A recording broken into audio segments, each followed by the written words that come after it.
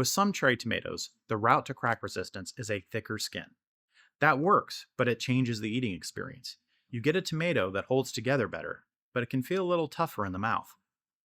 Orange Paruche seems to solve this problem in a better way. The skin is still tender enough that it feels like a fresh, eating cherry tomato, more similar to the Sun Gold.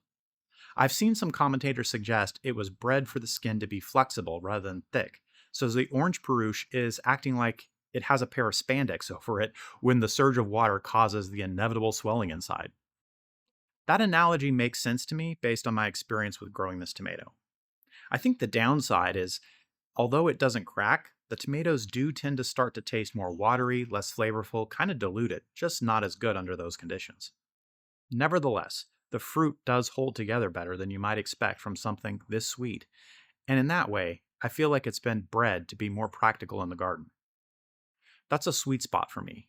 I don't need a cherry tomato that ships across the country. I need a cherry tomato that can grow in a half whiskey barrel, handle Portland's ups and downs, and taste wonderful when I'm walking through the garden. And it also has to still be worth the space it takes up, and Orange Peruche does all of that. This is not a small or delicate plant. It's a vigorous, indeterminate cherry tomato. In my garden, that means I should give it real support. If you've seen my prior videos, I've talked about my experiment here with using a single stake in the center of the whiskey barrels. I think it might work, particularly if I'm keeping the tomato trimmed back so it's not too bushy, but I would not put this in a small patio pot and expect it to behave itself. You need a container with enough root space, like my half whiskey barrel, and you need something to support it if you don't want to take some of the risk that I am here. Something strong like a cage or a trellis. You still want to stay ahead of it because it's going to want to climb. It's going to want to branch. And you really don't want it to turn into a large tomato jungle. I think it's best to keep it supported and try to keep enough airflow throughout the plant.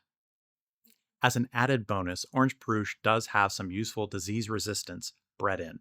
It's commonly listed with resistance to Fusarium wilt and mosaic viruses, which is one of the advantages of growing an F1 hybrid. That doesn't mean it's immune to all tomato problems, though. I still have to consider the airflow. You don't want to crowd the plant.